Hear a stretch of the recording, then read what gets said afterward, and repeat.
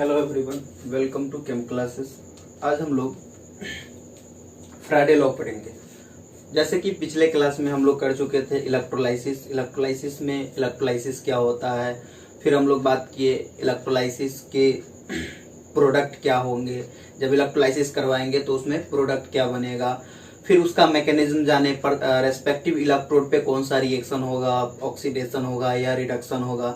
तो इसमें हम लोग जाने थे जो होता है एनोड पे जो होता है वो ऑक्सीडेशन का प्रोसेस होता है, कैथोड पे जो होता है रिडक्शन का प्रोसेस होता है। एनोड जो होता है वो पॉजिटिवली चार्ज होता है, कैथोड जो होता है निगेटिवली चार्ज होता है। एनोड पे क्या होता है, एनोड पे निगेटिव चार्ज का क्या होता है, निगेटिव चार्ज का माइग्रेशन होता है। और कैथोड पे क्या होता है, पॉजिटिव चार्ज का माइग्रेशन होता है। और हम लोग कुछ प्रोडक्ट ऑफ इलेक्ट्रोलाइसिस जैसे कि वाटर का हम लोग इलेक्ट्रोलाइसिस करवाए थे, तो हम लोगों को क्या प्रोडक्ट मिला था इसके बारे में बात किए थे। तो जब वाटर का इलेक्ट्रोलाइसिस करवाते हैं तो हम लोगों को प्रोडक्ट में मिलता है। जब इसका इलेक्ट्रोलाइसिस करवाइएगा इलेक्ट्रोलाइसिस तो हम लोगों को क्या मिलता है प्रोडक्ट में, हाइड्रोजन और ऑक्सीजन गैस। तो ये हाइड्रोजन कहाँ मिलेगा, फिर ऑक्सीजन कहाँ मिलेगा। देखिए इससे क्वेश्चन जो आता है वो या तो पूछेगा प्रोडक्ट क्या होगा, या जो प्रोडक्ट बनेगा वो पूछेगा किस इलेक्ट्रोड पे लिबरेट हो रहा है। ठीक है, जब किसी गिवन इलेक्ट्रोलाइट का हम लोग जब इलेक्ट्रोलाइसिस करवाएंगे तो पूछता क्या है, जो वो सबस्टेंस का प्रोडक्ट बनेगा, इलेक्ट्रोलाइसिस का जो प्रोडक्ट बनेगा वो उसमें जो ये जो है रेस्पेक्टिव सबस्टेंस जो है कैथोड पे बनेगा या एनोड पे बनेगा, इसके बारे में बात करेगा वो। ठीक है, तो हम लोग जैसे अब हाइड्रोजन का बात कर लिया जाए तो हाइड्रोजन क्या होगा, पॉजिटिव चार्ज होगा। हाइड्रोजन पॉजिटिव चार्ज होगा, तो पॉजिटिव चार्ज का जो पॉजिटिवली चार्ज हाइड्रोजन में क्या होगा, जब ये वाटर ब्रेक करेगा, वाटर जब ब्रेक करेगा तो क्या देगा, H+ देगा और OH- देगा। तो क्या है ये OH- है, तो OH- कहाँ जाके माइग्रेट होगा, तो जो पॉजिटिवली चार्ज होगा, पॉजिटिवली चार्ज क्या है, एनोड है। तो देयरफॉर और हाइड्रोजन ये OH- जो है वो कन्वर्ट हो जाता है क्या चीज में, OH- जो है वो कन्वर्ट हो जाता है H2O + O2 और +4 इलेक्ट्रॉन देता है। बैलेंस करने के लिए यहाँ 2 लगाते हैं। फिर ये H+ जो है वो इलेक्ट्रॉन गेन करके क्या चीज में कन्वर्ट हो जाता है, ये H2 में कन्वर्ट हो जाता है। तो ये कहाँ हुआ, एनोड पे हुआ। मतलब क्या, ऑक्सीजन गैस कहाँ मिला, और एनोड पे मिला। और ये पॉजिटिव है तो किस पे जाएगा, पॉजिटिव चार्ज अट्रैक्ट होगा कैथोड पे। तो कैथोड कहाँ है, कैथोड पे होगा। तो कैथोड ये हाइड्रोजन गैस जो है हम लोगों को कैथोड पे मिलेगा। तो ये ध्यान में रखना पड़ेगा, पॉजिटिव चार्ज कहाँ जाएगा, निगेटिव चार्ज कहाँ जाएगा। फिर ये जो प्रोडक्ट बनेगा वो कौन सा इलेक्ट्रोड पे लिबरेट होगा, ये हम लोगों को इससे क्वेश्चन पूछेगा। या सिंपली प्रोडक्ट क्या बनेगा, हम लोगों को ये क्वेश्चन पूछेगा। तो ये है हम लोगों को ये था हम लोगों को इलेक्ट्रोलाइसिस। ये था क्वालिटेटिव एस्पेक्ट। इलेक्ट्रोलाइसिस का 2 एस्पेक्ट होता है, दो व्यू होता है। एक व्यू ऐसा होता है जिसमें हम लोग क्वालिटेटिव एनालिसिस जानते हैं। क्वालिटेटिव एनालिसिस का मतलब होता है किस टाइप का, कितने टाइप का और कैसा प्रोडक्ट बनेगा। ठीक है, उसके बारे में बात करता है। और क्वांटिटेटिव एनालिसिस का मतलब होता है कितना बनेगा, कितना प्रोडक्ट बनेगा, उसका अमाउंट से मतलब है। तो अमाउंट का कैलकुलेशन, जैसे हम लोग टाइप ऑफ प्रोडक्ट के बारे में हम लोग एनालिसिस पिछले क्लास में किए थे। आज जो करेंगे इस क्लास में हम लोग क्या करेंगे, कितना बनेगा, कितना अमाउंट लिबरेट होगा। जैसे ये हाइड्रोजन गैस कैथोड पे लिबरेट हुआ तो कितना लिबरेट होगा, इसके बारे में हम आज बात करेंगे इसमें। ठीक है, तो कितना बनेगा इसके बारे में अगर बात किया जाए तो हम लोग इसके लिए पढ़ते हैं फ्राडे लॉ। और फ्राडे लॉ क्या बताता है, तो कितना अमाउंट इलेक्ट्रिसिटी पास करवाएंगे इलेक्ट्रोलाइट की। जैसे कि ये इलेक्ट्रोलाइटिक सेल है, ये इलेक्ट्रोलाइटिक सेल है, इसमें इलेक्ट्रोलाइट का सॉल्यूशन डाला हुआ है या उसका मोल्टेन फॉर्म डाला हुआ है। और इसको क्या किया गया है, इलेक्ट्रिक सोर्स से, ये क्या है, इलेक्ट्रिक सोर्स है, ये इलेक्ट्रिक सोर्स से इसको कनेक्ट किया गया है। अब इलेक्ट्रिक सोर्स से कनेक्ट करेंगे तो एक कोई पॉजिटिव होगा, और जो पॉजिटिव होगा उसको हम लोग बोलेंगे क्या, एनोड, और जो निगेटिव, कोई निगेटिव होगा, अब निगेटिव वाला को हम लोग क्या बोलेंगे, कैथोड। ठीक है, एनोड और कैथोड। तो ये हम लोगों को क्या हुआ, इलेक्ट्रोलाइटिक से।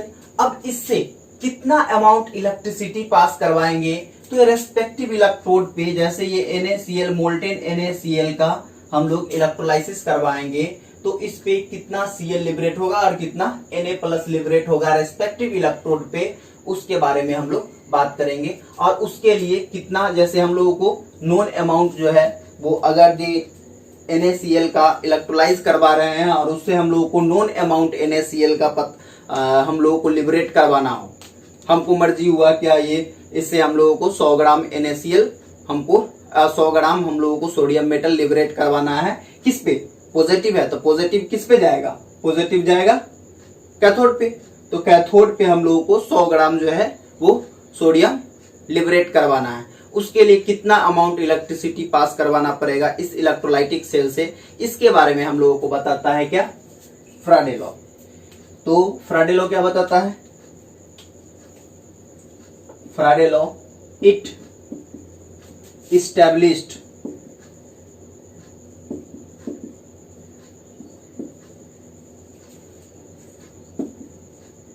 the relation between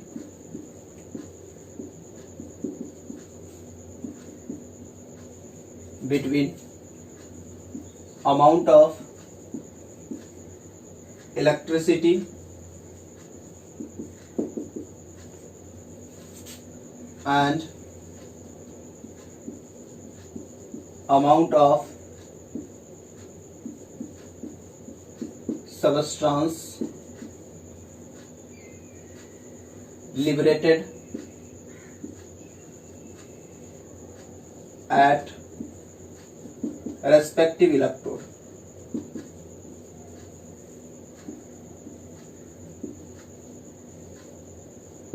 respective electrode पे कितना अमाउंट सबस्टांस डिपॉजिट करेगा या लिबरेट होगा, उसके बारे में ये बताता है। ठीक है, और इसके लिए फ्राडे 2 लॉ दिया गया है फ्राडे का। There are 2 law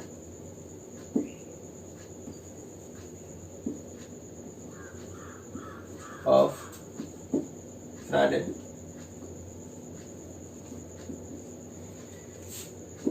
नंबर 1 में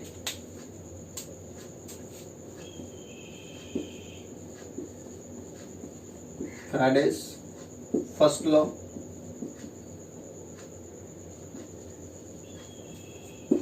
नंबर 2 में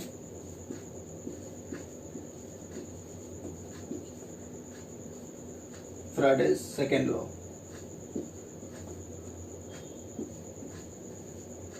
तो अब हम लोग फ्राडे फर्स्ट लॉ का अगर बात किया जाए, फ्राडे फर्स्ट लॉ का,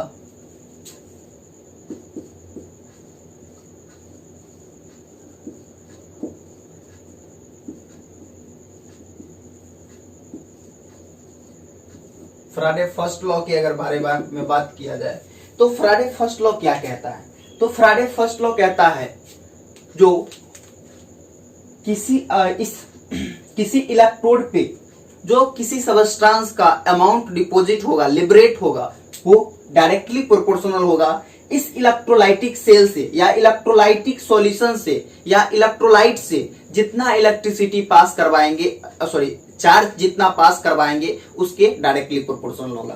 क्या होगा, amount of substance deposited at respective electrode is directly proportional to the charge flow through the electrolytic cell. Electrolytic cell से जो चार्ज फ्लो होगा उसके डायरेक्टली प्रोपोर्शनल होगा। दैट इज कह सकते हैं amount of substance deposited at electrode, वो directly proportional होगा किसके, चार्ज के, चार्ज फ्लो थ्रू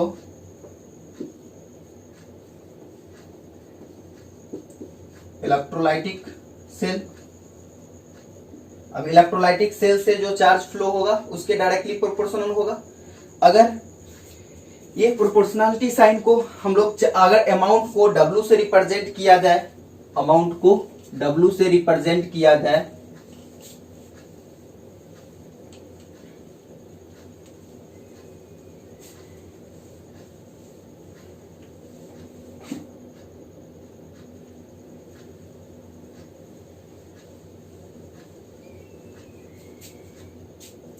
इस अमाउंट सबस्टांस को जो डिपॉजिट हो रहा है उसको अगर W से रिप्रेजेंट किया जाए तो हम लोगों को W क्या हो जाएगा, W डायरेक्टली प्रोपोर्शनल टू क्या हो जाएगा, और चार्ज को तो हम लोग Q से रिप्रेजेंट करते हैं तो हम लोगों को W directly proportional to Q हो जाएगा। और प्रोपोर्शनलिटी साइन हटाते हैं तो एक कांस्टेंट लगाते हैं जिसको बोलते हैं Z, और ये Z इंटू Q आ जाएगा।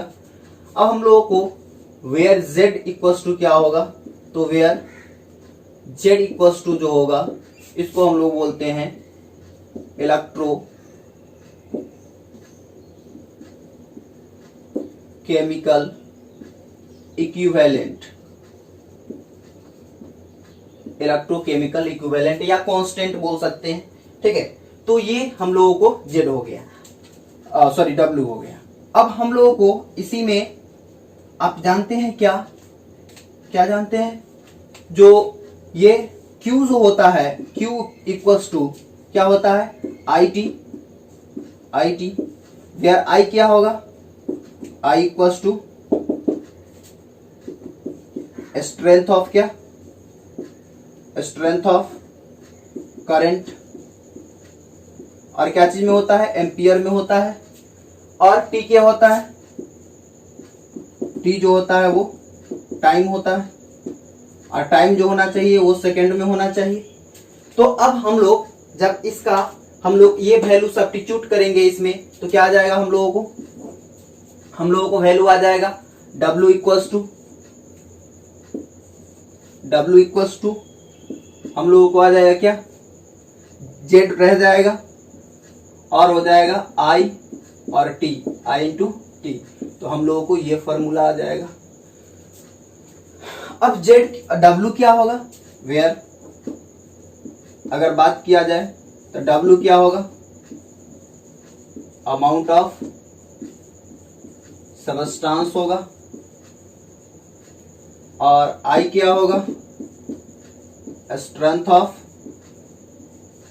करंट होगा,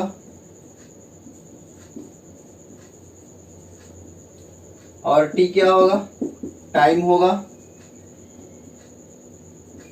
टाइम जो होना चाहिए वो सेकंड में होना चाहिए। तो हम लोग क्या समझे, जब फ्राडे फर्स्ट लॉ क्या कहता है, किसी पार्टिकुलर इलेक्ट्रोड पे जो किसी सबस्टांस का अमाउंट डिपॉजिट होगा वो डायरेक्टली प्रोपोर्शनल होगा उससे इलेक्ट्रोलाइटिक सेल से जो हम लोग चार्ज फ्लो करवाए हैं, और चार्ज फ्लो करवाए हैं तो हम लोगों को इसका मतलब क्या हो गया, W directly proportional ZQ, directly proportional to Q, और W इक्वल्स टू ZQ। ठीक है, अब हम लोगों को अब ये Q का वैल्यू हम लोगों को पता है क्या, Q होता है Q इक्वल्स टू IT होता है, तो हम लोग Q equals to IT put करते हैं तो हम लोगों को फॉर्मूला आ जाता है क्या, ZIT। ठीक है, W इक्वल्स टू ZIT। ठीक है, अब ZIT से हम लोगों को क्या, अब कितना अमाउंट डिपॉजिट होगा रेस्पेक्टिव इलेक्ट्रोड पे किसी सबस्टांस का, इसके बारे में हम लोग इजिली कैलकुलेट कर सकते हैं। अब हम लोगों को ये, अब इसमें ये Z क्या होता है इसके बारे में अगर बात किया जाए तो Z के बारे में बात करते हैं, Z क्या होता है। तो अगर Z का बात किया जाए तो Z जो होता है, जो जिसको हम लोग बोलते हैं इलेक्ट्रोकेमिकल, क्या बोलते हैं, इलेक्ट्रोकेमिकल इक्विवेलेंट।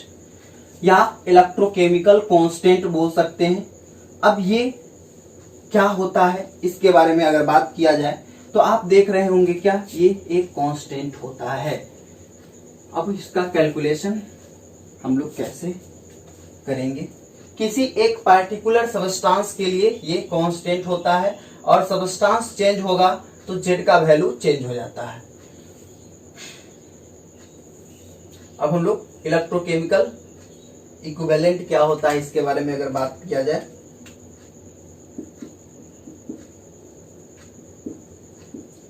इलेक्ट्रोकेमिकल इक्विवेलेंट क्या होता है, इलेक्ट्रोकेमिकल इक्विवेलेंट। तो इलेक्ट्रोकेमिकल इक्विवेलेंट के बारे में अगर बात किया जाए तो आप जानते हैं क्या, सिंस अभी फॉर्मूला पर है, क्या होता है W इक्वल्स टू क्या होता है ZQ, यही पढ़े। अगर हम लोग Z निकाले तो क्या हो जाएगा W/Q। अगर ऐसा हो Q इक्वल्स टू 1 आ जाए, 1 और coulomb, 1 coulomb Q equals to आ जाए तो क्या हो जाएगा, हम लोगों को इसका 1 वैल्यू पुट कर देंगे तो Z इक्वल्स टू क्या हो जाएगा W। अब Z इक्वल्स टू W है मतलब क्या, इलेक्ट्रोकेमिकल इक्विवेलेंट जो है वो अमाउंट ऑफ सबस्टांस है, कब, जब 1 कूलम का इलेक्ट्रिसिटी इलेक्ट्रोलाइटिक सॉल्यूशन से पास करवाएंगे तो हम लोगों को जो सबस्टांस का अमाउंट डिपॉजिट होगा वही है क्या, इलेक्ट्रोकेमिकल इक्विवेलेंट। क्या दैट इज करके बोल सकते हैं, देयरफॉर हम लोग कह सकते हैं इलेक्ट्रोकेमिकल इक्विवेलेंट इज द, क्या है, electrochemical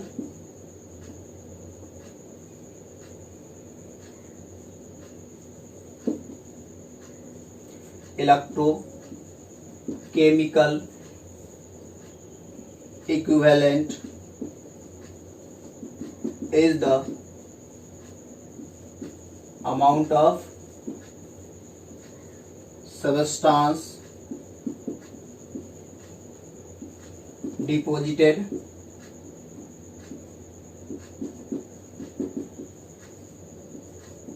by passing 1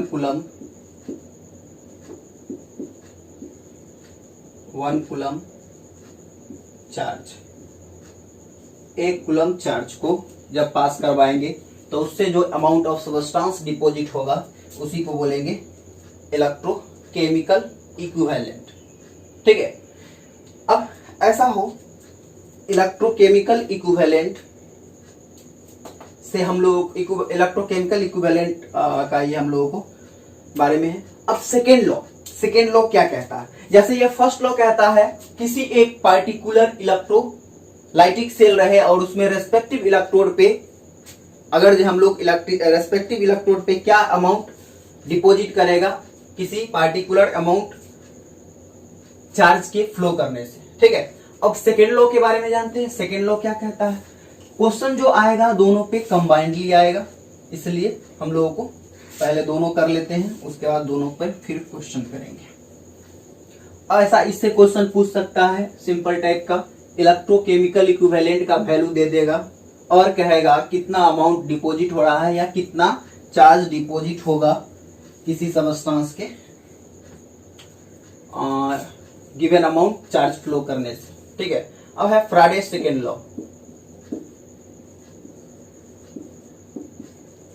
second law, अब सेकेंड लॉ क्या कहता है इसके बारे में अगर बात किया जाए तो कहता है जब 1 से 2 या 2 से अधिक इलेक्ट्रोकेमिकल सेल को सीरीज में कनेक्ट किया गया है, लाइक दिस। जैसे मान लीजिए एक इलेक्ट्रोकेमिकल सेल ये है, एक इलेक्ट्रोकेमिकल सेल ये है, ऐसा करके एक इलेक्ट्रोकेमिकल सेल ये है। प्रत्येक का इलेक्ट्रोड जो है वो सीरीज में कनेक्टेड है एक दूसरे से, ऐसे। ये इसका है, फिर ये इससे कनेक्टेड है और ये इसका लास्ट वाला और इसका फर्स्ट वाला, जो है इलेक्ट्रिक सोर्स से, ये मान लीजिए ये बैटरी है,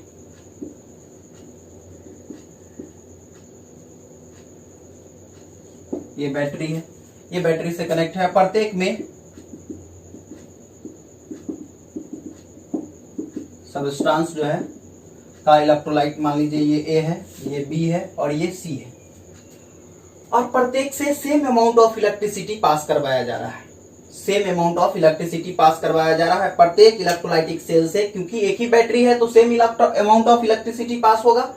और जब same amount of electricity pass होगा तो प्रत्येक इलेक्ट्रोड पे या कहिए प्रत्येक सबस्टांस का कितना अमाउंट डिपॉजिट होगा, इसके बारे में रिलेशन है। ठीक है, तो ये बताता है क्या है, when to or more electrolytic cells are connected in series,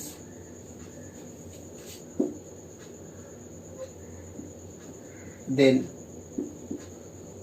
amount of substance deposited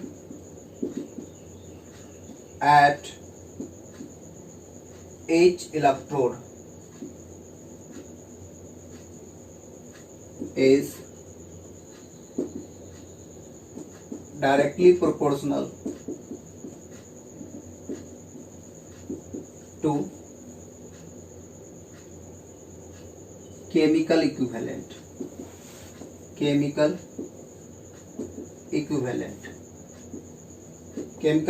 मतलब इक्विवेलेंट मास।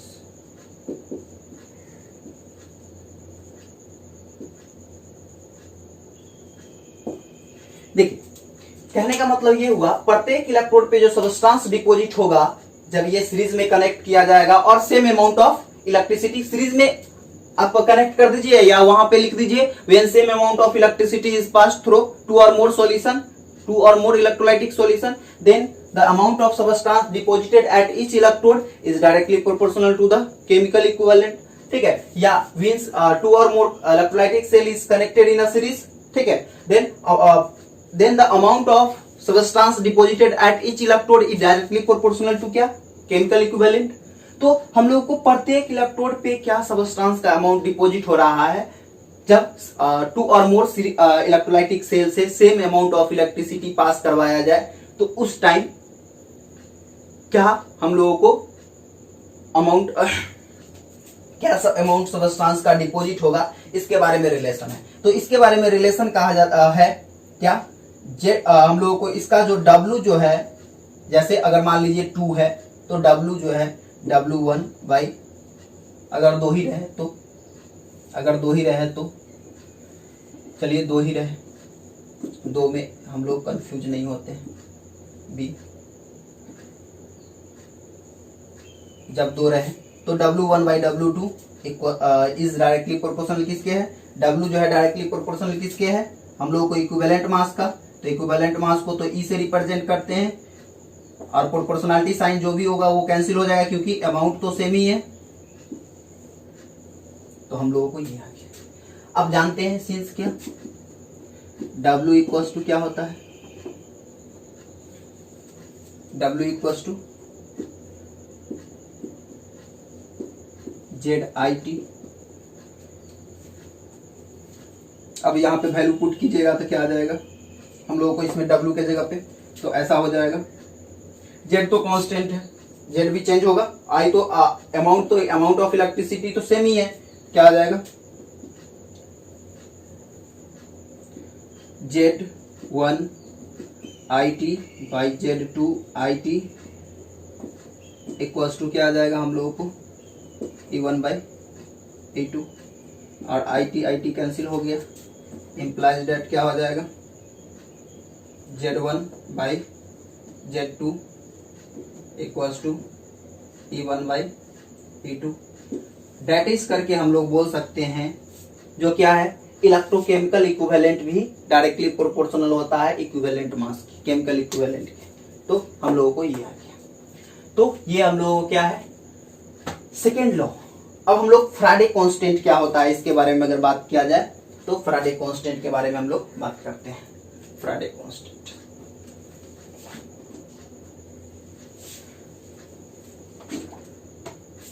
तो फ्राडे कांस्टेंट जो होता है वो फ्राडे कांस्टेंट को F से रिप्रेजेंट करते हैं और फ्राडे कांस्टेंट बताता है किसी एक मोल इलेक्ट्रॉन पे जो चार्ज होता है, charge present on 1 mole electron, उसको हम लोग बोलते हैं क्या, फ्राडे कांस्टेंट। और वो फ्राडे कांस्टेंट जो होता है किसी भी सबस्टांस का उसके इक्विवेलेंट मास के इक्वल 1 फ्राडे इलेक्ट्रिसिटी जो होता है, चार्ज होता है, वो किसी सबस्टांस का उसके इक्विवेलेंट मास के इक्वल सबस्टांस को इलेक्ट्रोड पे डिपॉजिट करवाएगा, फ्राडे constant.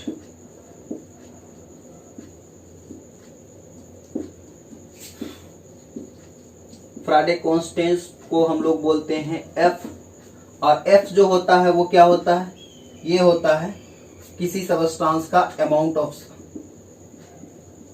Of charge on 1 mole electron, 1 mole electron, 1 mole electron पे जो चार्ज होता है उसको हम लोग बोलते हैं क्या, फ्राडे कांस्टेंट। और डेट इज करके हम लोग बोल सकते हैं F इक्वल्स टू हम लोगों को चार्ज ऑन 1 मोल इलेक्ट्रॉन। और चार्ज पहले डेट इज करके और करके बोल सकते हैं चार्ज ऑन 1 इलेक्ट्रॉन और इंटू 6.023 इंटू 10⁻23, ठीक है। और 1 इलेक्ट्रॉन पे चार्ज होता है 1.6 इंटू 10⁻19 कूलम, और ये कूलम में होता है, और इंटू 6.023 इंटू 10⁻23। इस दोनों को मल्टीप्लाई कीजिएगा तो 96487 आ जाता है, 487 कूलम पर मोल, या इसी को अप्रॉक्स मान लीजिए 96500 कूलम। कॉमनली हम लोग ये यूज करते हैं। तो ये हम लोगों को था क्या, फ्राडे कांस्टेंट। अब फ्राडे कांस्टेंट का एप्लीकेशन क्या है, प्रॉपर्टीज क्या है, तो किस फ्राडे कांस्टेंट जो है किसी भी सबस्टांस का वो एक इक्विवेलेंट मास के इक्वल सब अमाउंट को डिपॉजिट करवाएगा। तो फ्राडे कांस्टेंट जो है वो क्या करेगा, किसी भी सबस्टांस के 1 इक्विवेलेंट मास के इक्वल अमाउंट को डिपॉजिट करेगा। It deposited 1 equivalent mass of any substance, किसी भी सबस्टांस का 1 इक्विवेलेंट मास को डिपॉजिट करेगा, ठीक है। जैसे डेट इज करके बोल सकते हैं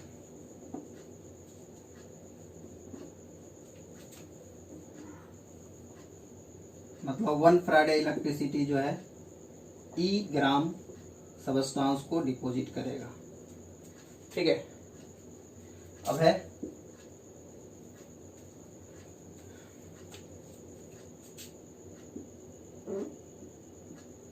अब हम लोगों को इससे अब नेक्स्ट है कितना मोल, मतलब किसी सबस्टांस का 1 मोल अगर सबस्टांस डिपॉजिट करना है, 1 मोल सबस्टांस अगर डिपॉजिट करना है, ठीक है, 1 मोल सबस्टांस अगर किसी से हम लोगों को डिपॉजिट करना है तो कितना फ्राडे इलेक्ट्रिसिटी का जरूरत पड़ेगा। तो कितना फ्राडे हम लोगों को चाहिए, कह सकते हैं amount of charge required for deposition of 1 mole substance. 1 mole substance को डिपॉजिट करने के लिए अमाउंट ऑफ चार्ज जो जरूरत पड़ेगा वो हम लोगों को कितना पड़ेगा, वो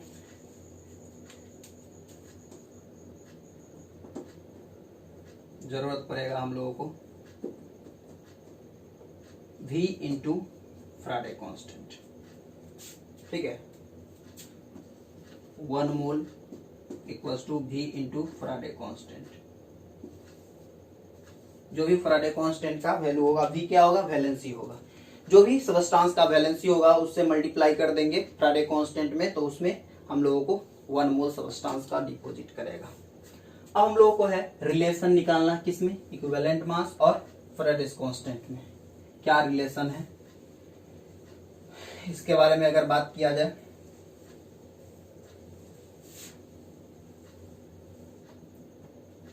तो क्या है,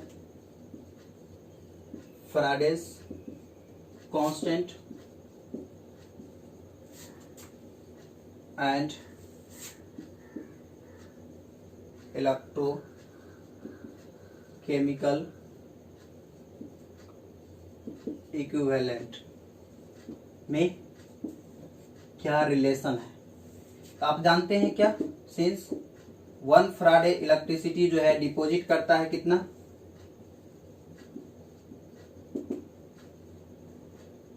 ई ग्राम, इक्विवेलेंट मास के सबस्टांस ई ग्राम सबस्टांस, किसी का भी कोई भी सबस्टांस हो तो 1 कूलम, ये 1 फ्राडे कूलम। ठीक है, तो 1 कूलम इलेक्ट्रिसिटी कितना डिपॉजिट करेगा, ई बाई फ्राडे। और 1 कूलम इलेक्ट्रिसिटी द्वारा जो सबस्टांस का अमाउंट डिपॉजिट होता है उसको हम बोलते हैं जेड। तो Z equals to E by F, हम लोगों को ये फार्मूला हो गया। और किसी भी सबस्टांस का जेड का कैलकुलेशन हम लोग इस फार्मूला का यूज करके कर सकते हैं। तो ये हम लोगों को, अब हम लोग अगर मॉडिफाइड फार्मूला यूज करें तो किसी सबस्टांस का किसी इलेक्ट्रोड पे कितना, आप जानते हैं क्या, W equals to Z I T. अब W इक्वल्स टू जेड के वैल्यू पुट कर दीजिए, तो जेड का वैल्यू पुट करेंगे तो E आई टी और बाई क्या आ जाएगा, F। हम लोगों को ये फार्मूला आ जाएगा। अब इस फार्मूला के हेल्प से हम लोग कैलकुलेट कर लेंगे इजिली किसका, हम लोग इलेक्ट्रो क्वेश्चन। जैसे एक क्वेश्चन है, कह रहा है what amount of substance deposited at electrode. जैसे कह रहा है question, what amount of hydrogen छोड़ दीजिए, Na deposited at electrode when 1 ampere 1.5 ampere electricity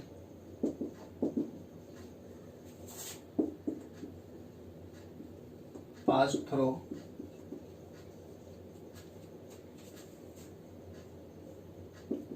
NaCl solution, NaCl solution नहीं, NaCl liquid NaCl, molten NaCl for 1 minute.